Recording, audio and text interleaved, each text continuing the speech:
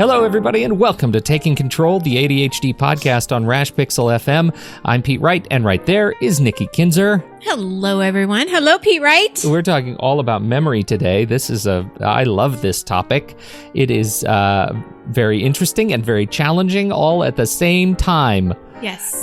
Before we do that, head over to takecontroladhd.com, get to know us a little bit better, listen to the show right there on the website, or subscribe to the mailing list. On the homepage, you can get an email with the latest episode each and every week. You can connect with us on Twitter or Facebook at TakeControlADHD. And if you like what you hear here, and if you want to help support the show, we sure would appreciate it if you would head over to patreon.com/the ADHD podcast and support us there with your dollars. Dollars are a great way to support this show. Dollars help us support hosting and support ongoing development and equipment and all the kinds of things that go into doing this show. And it makes us feel real good. How about that? Yes, and we've got some new things coming up with the Patreon community. We sure do. That's exciting. We sure do. I'm very excited about it. So there you go, patreon.com/the ADHD podcast. And if you've thought about it, you've heard this Patreon thing, you don't know what it is, it's like listener-supported podcasting, right? Patreon is just the company and the platform that helps people like us to earn a little something on the hard work that we do here.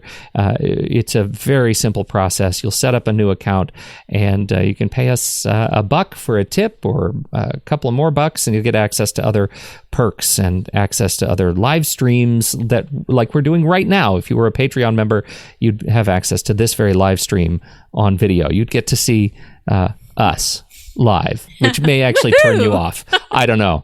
I know, right? Yeah, I don't know if that's a perk, but it might be. Who knows? we only have one announcement this week, I think, and that is that coaching is live on the website. I actually have two announcements. Two in a row? And I just didn't put them in the notes. So okay. Well, the first one is about the coaching, and I know that because I got the page up and running this week. You did, and yes, because we talked about it last week, and you did. You got it up and running.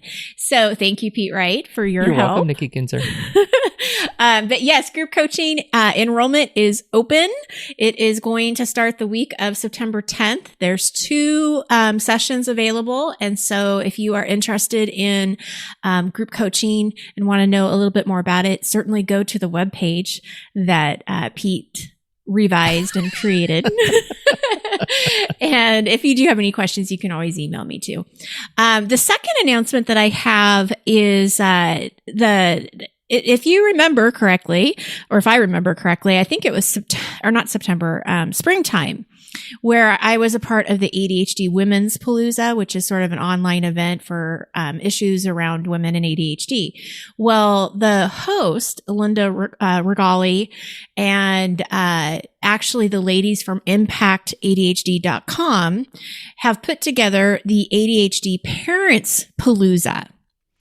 And this is exciting. See, that's one I might be actually invited to. Yes. So this is the first time they've done it. So here are 3 women that, are fantastic at what they do. ImpactADHD.com specifically helps parents and all ages of children, from, young children to tweens to teenagers to college students with ADHD.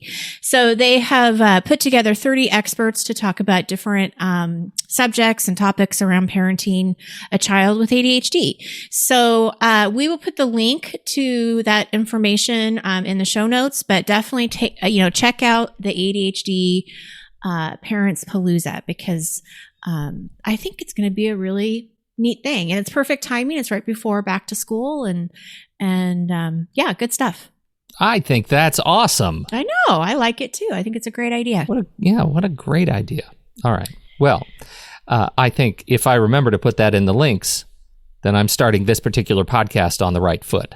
Yes. Memory and ADHD, Nikki Kinzer. Well, and I have to remember to send you the right link to put into the show notes.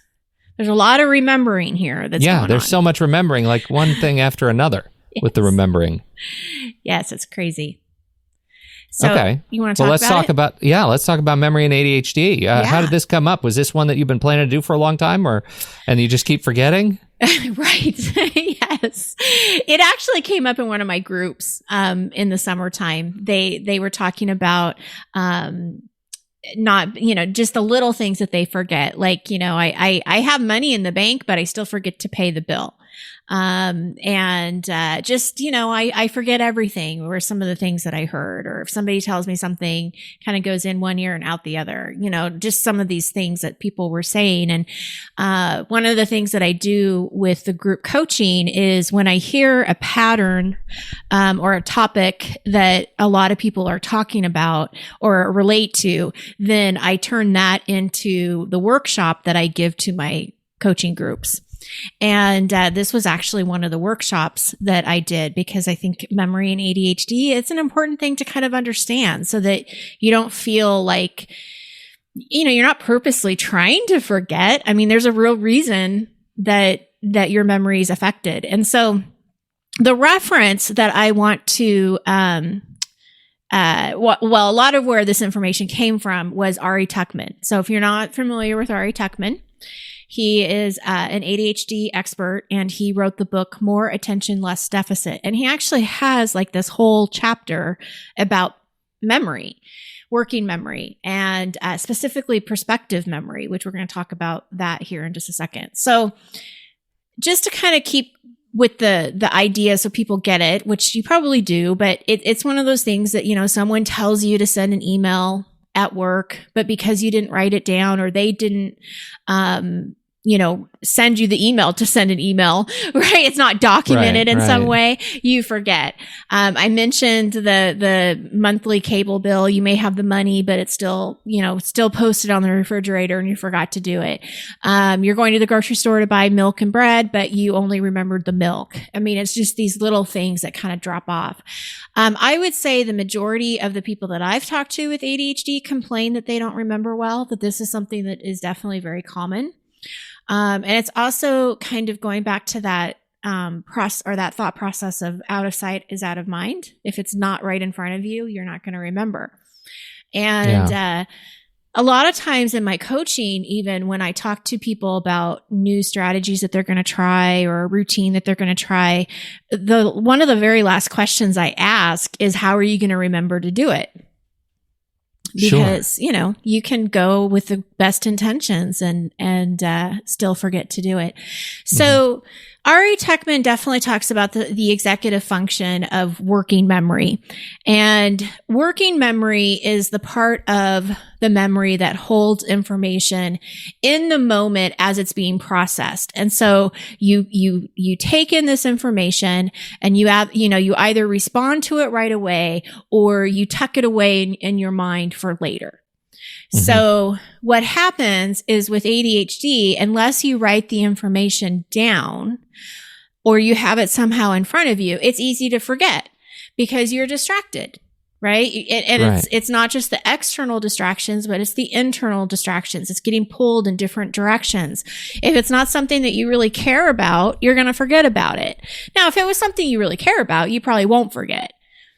You know what's interesting about that? And you're probably going to remember this better than I did. There's another ADHD expert, it may have been Tuckman, who said that ADHD, attention deficit, is mislabeled. Yes. That it shouldn't be attention deficit. It should be ADHD is attention dysregulation. And that's a huge thing that hit me pretty hard this week, because I think it applies to memory because it is wildly inconsistent. Right? Yes. It's something it's not that you just can't remember. It's that sometimes you remember really well. Yeah. Sometimes you can commit things to memory and know exactly what you're going to do and recall facts. And then sometimes it completely and totally fails. And because you get this intermittent sort of refrain, right? This intermittent reinforcement, it's something that you just can't count on. And that's what makes memory, for me at least, so frustrating. Well, and I think you hit a really good point, is it's not something you can count on. So anytime you think you're going to remember something, you probably need to write it down or have somebody remind you, because you really can't count on it. And what you're talking about too, I think if you were to look at what do I remember, like if we were to do some kind of, data a research analysis, what do you remember? What don't you remember? Probably, I'm going to guess that you're going to remember the things that are exciting you. You're going to remember the things that have somehow really like resonated with you in a way that, yeah, that's going to stick, you know? Right. Because that's how your brain is wired. Absolutely. But this is interesting. This is what I learned when I was doing this research. So I knew working memory was an issue, but prospective memory was something that I didn't really think too much about. And what prospective memory is it's an extension of working memory, but it includes the sense of time. And so what happens here is we hold the idea in working memory until our sense of time tells us it's time to act. So if you have a good perspective memory and you know that you're supposed to call the cable company before you leave work because that's the only time during the day that you're going to have time to call. If you have a good perspective memory, you're going to remember to call the cable company before you go to work. It's going to be taken care of. If you have a poor perspective memory, you're going to remember to call the cable company as you're in your car in the middle of the commute, going to work or maybe even coming back from work. Like you've remembered it at the wrong time. Right. Right? That happens all the time. Yes. It's always the thing you need right after you hang up the phone, right after you turn off the podcast, right after you, whatever it is. Yes. That's when I'm going to remember it. Yes. It's always going to be after the fact. That's great. Perspective memory. I don't think I've ever had a term for that. Right. Yeah. And I thought it was really an interesting awareness that, you know, with ADD, this is kind of a double whammy, unfortunately, because now you have a poor working memory. And then when you do remember, it's the wrong time. Yeah. And that's, you know, it's frustrating. Really frustrating. That's enormously frustrating. I find myself spinning a little bit right now as we're talking about it, thinking of all the contexts in which that plays out in my life. Yes. I have some work to do. Yes. It's crazy. But this is what non-ADDers need to know. Okay. So this is what you need to tell. So everybody that's listening, this is what you need to tell your spouses, your bosses, your coworkers, anybody that doesn't have ADD. What they need to know is that this is not intentional. You are not purposely trying to forget or avoid anything. This isn't about avoidance. So this is a very different thing than avoiding something, right? When you're avoiding something, you almost kind of consciously, well, I guess it's a borderline conscious, unconscious. Yeah. You know what I'm saying? That's a whole nother topic. But this isn't intentional. This is a symptom of your ADHD. So the ADHD person is just as surprised as anybody else that task did not get completed. That's so true. That is so true. Oh man. It doesn't often reflect that way. It doesn't often, like, that's not an easy thing. That's not an easy case to make, but it's really important. But it's true. I mean, it is true. It's like, you know, why didn't you get the bread? I told you to get the bread and the milk. And you're just as surprised. Like, I don't know why I didn't get it. Like, it's like you're a different person. It's sort of an out-of-body experience, right? It's like, I mean, I know you told that guy to get bread and milk, and he only brought that milk. What a dummy. Yeah. And you're like, geez, who is that guy? If I were you, I'd be really mad. Exactly. So this is where it's really, I think, important in relationships that they do understand that, you know, even if they don't get it, because they're not going to get it, you know, because they don't have ADHD, but if they can at least have some patience and understanding that it wasn't intentional and that it is just a symptom of your ADHD. Now, we can work on it. We can put some strategies in place to make things, you know, a little bit better. To remember is what Ari Techman, I think that was the title of the CHAD conference session that he had that I attended, was remembering to remember. So there are some things you can certainly do. But before I get into the strategies, I do want to talk about two key concepts that he talks about that I think is important before we go into the strategies. The first one he says is that you need to support your working memory by using external reminders to keep the task in your awareness. Okay, so that makes sense. We know that. These external reminders need to be in front of us so that we're aware of what we need to do. And then you support your sense of time by setting up reminders and alarms that will trigger your memory at the right time and place. So it's not only having the external reminders, but it's also making sure that those reminders and alarms are being triggered at the right time and place. Mm-hmm. And this is a really important distinction, because how many times have you had an alarm go off to go do something, but then you ignore it? You don't go do it. Yeah, that's absolutely right. That happens. It happens all the time because the context isn't right. Yes. So what we have to examine and what you have to really look at is, when do you get it right? When will you not stop ignoring the alarm? And what has to happen to get it at the right time and place? You know, it makes me think actually about GTD, you know, and some of the GTD apps we've talked about in the digital episodes of the show, where sometimes it feels like just a lot of bloat to the process to think about all of the alarms and contexts and things like that. But, you know, in this regard, and speaking specifically of prospective memory, these tools really have it right. When you think about it, right? These are things that you can set up to trigger. It may take you a little bit more on the front end to fill in a few extra fields, but you can have it trigger exactly when you need it to trigger. And even more specifically, you can have it trigger at a location that, you know, so you can say, when my phone is at the grocery store, trigger this alarm. Right. That is a saving grace for prospective memory issues. Yes, absolutely. And I think that, you know, one of the traps you don't want to get into or fall into is thinking that you won't need the alarms later. Like, okay, well, I'll just make this a habit and I won't have to remember it. Like, I won't need these. Eventually it'll just become habit.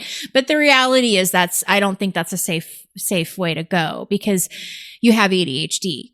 And part of that is getting distracted without you even knowing that you're distracted. So, and if you have any kind of time blindness, or, you know, if you have a messy relationship with time, then it doesn't matter if 5 years from now, time is still going to go by really fast, or it's going to go by really slow. So if you don't have that reminder at the right time, you could very well still forget it. So I guess what I'm saying is, just don't get into the thought process that you're not going to need them, because I think it's an accommodation that you definitely do need, and you'll, welcome it, embrace it, because it will make your life a lot easier. Well, and that is a muscle, right? I mean, it's paying attention to alarms is a muscle. And I'm sitting here, as an aside, I'm watching kind of the chat room go by, and everybody's saying, yeah, I've got alarms that I've ignored from yesterday, and I've got a couple that I've ignored, and if I hear it more than 2 times, I ignore it, and that, hallelujah, that is absolutely what happens. That's how it manifests, and I think that to me seems like a sign that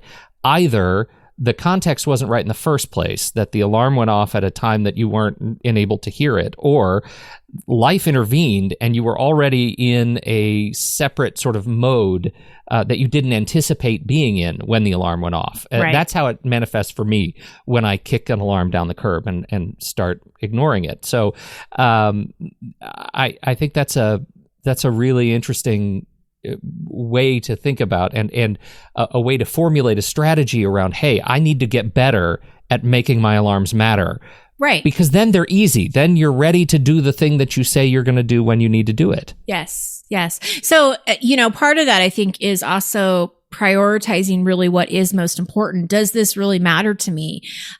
Because I remember you saying this, Pete, that if you have something on your calendar and it keeps getting rescheduled, then, why? What's stopping you from getting it done? Where's the blockage? Like what, because it's going from today to tomorrow. And I think it's the same thing with your reminders. If you have to keep, rescheduling them and ignoring them, they're not working the way that they need to work. What's funny about that is that reminders are sort of like meds. That when you're doing well and you're responding to them, you start to feel stronger, and you start to feel stronger about your own memory, and it gives you the strength to think, hey, maybe I don't need this anymore because I'm getting so good at it. But the reality is, it's just working. It's doing its job. You're doing what you need to be doing. Yeah, don't let it go. It really matters. Yeah. Anyhow. Well, and I I want to give the listeners some strategies to try. Again, these came from Ari Techman. These were not things that I just decided, hey, this is a good idea. That I want to make sure I give the right credit to the right person. In his book, he has actually several strategies. So if you're interested in learning more of what he has to say about this, definitely check it out. I picked kind of 5 that I have seen work in my practice with clients. One of them is using items as their reminders. So if you're a person that, continuously forgets your lunch, even after you've made it, maybe stick your lunch bag in front of the door. So before you actually walk out, you would be tripping over your lunch bag. It's those kinds of things that, having it again in your sight. So out of sight is, isn't out of mind. So putting those things, in front of you. This goes along with this, but placing items in your path or in line of sight. So if you, for example, I need to record some of my phone calls that I have with my individual clients, and I am notorious of forgetting until about 20 minutes into the call. And then I'm like, yeah. Let me record this really fast. So I have this little sticky note. So the people that actually get to see this live, they can see this. Do you see that? Yes. It just says record with a big red dot. Yeah, that's all it is. It's a little sticky note with record with a big red dot. I put that on my my little laptop, or not laptop, but computer thing here, whatever that is. That screen. And that's my reminder. So when I get on the call, I actually see that, and I have done so good. I'm doing better. So you feel like you're building the habit and you haven't yet gone note blind, sticky blind?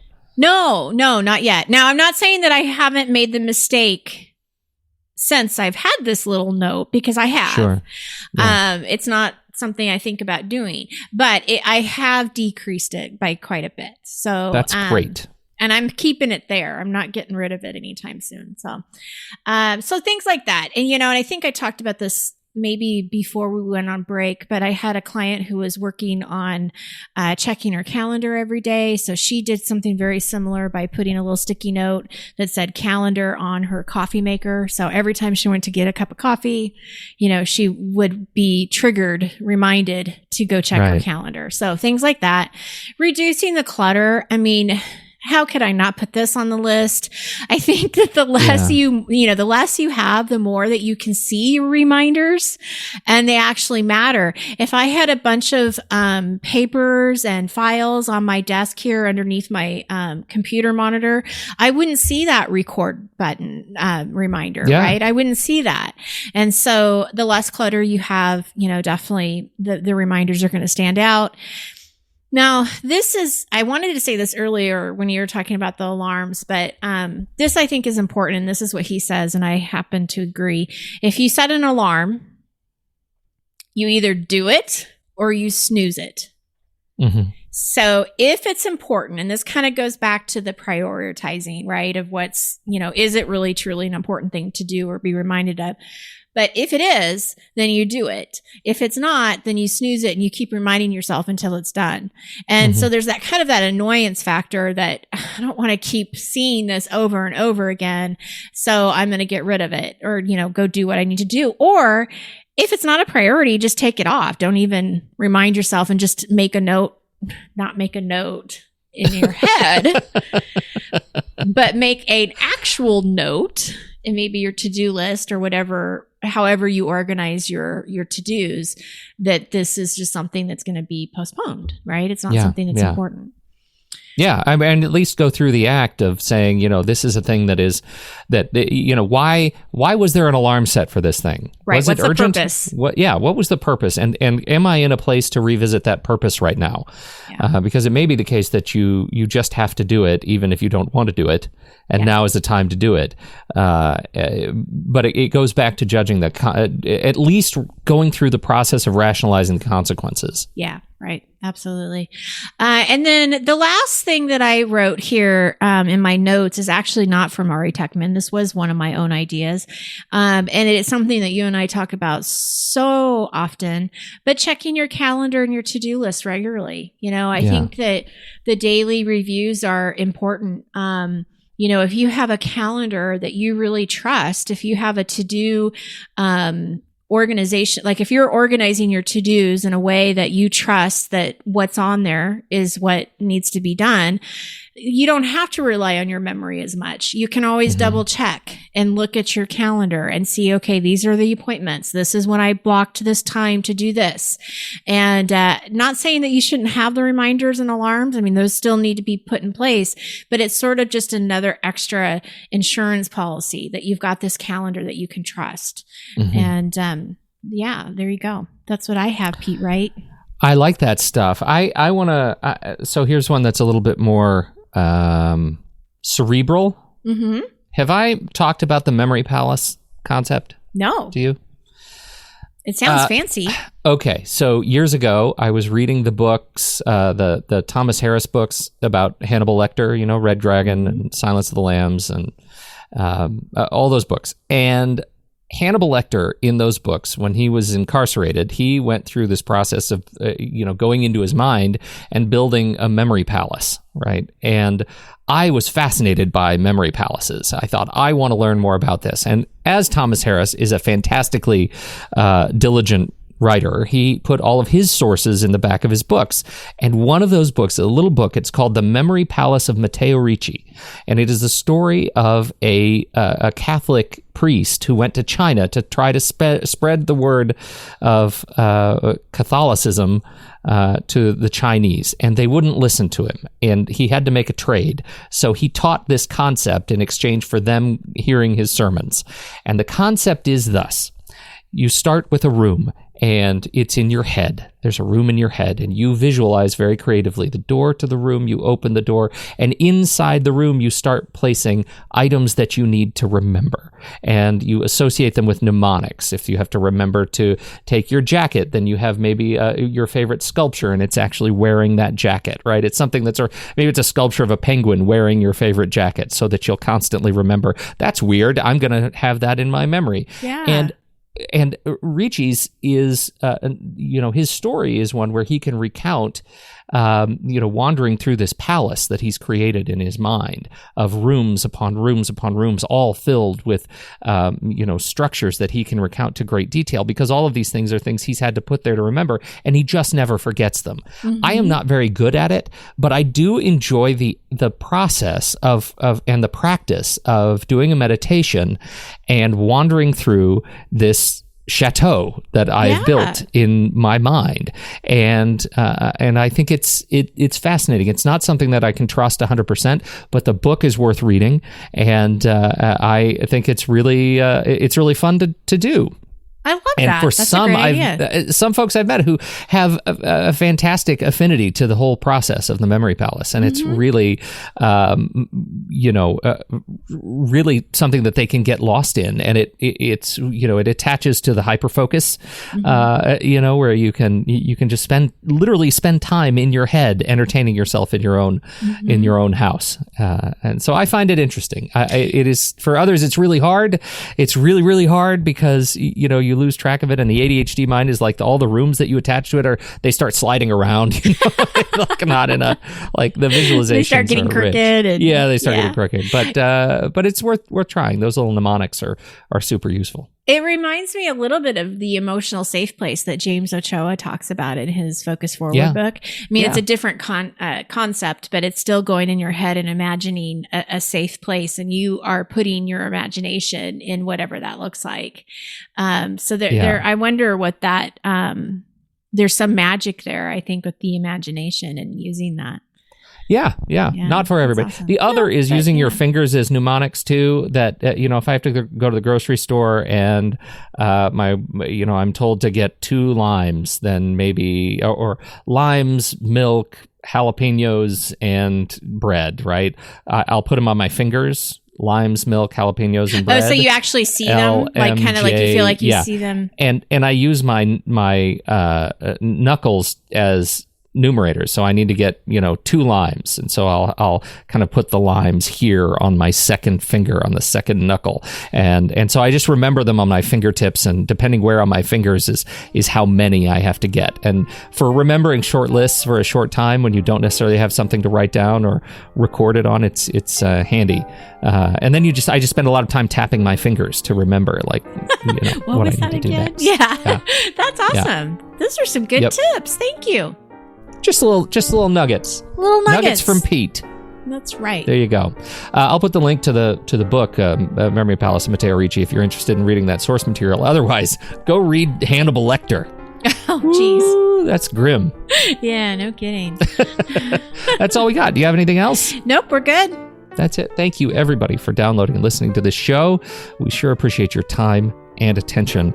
And thank you again to all those who support us on patreon.com/the ADHD podcast and who join us live each week for this very recording. Thanks, everybody. On behalf of Nikki Kinzer, I'm Pete Wright. We'll catch you next time right here on Taking Control, the ADHD podcast.